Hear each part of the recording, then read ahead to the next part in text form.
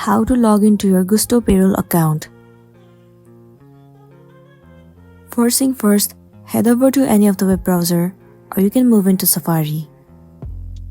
Once you are in here, in the source bar, search for Gusto Payroll login.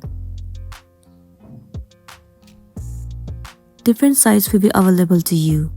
Head over to the very first one, Gusto Login. You will land on the official page of Gusto. Now in this section, what you want to do is simply enter your email address first. Once you have entered, enter the password that you have created before. Well, in case if you have forgotten your login credentials, then click on having trouble signing in. With the help of some process, you will be able to recover your account. So once you have entered your email address and the password, click on sign in.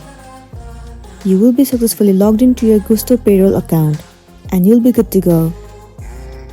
So that's it, and this was a tutorial video on how to log into your Gusto Payroll account. I really hope this video is going to be helpful for you.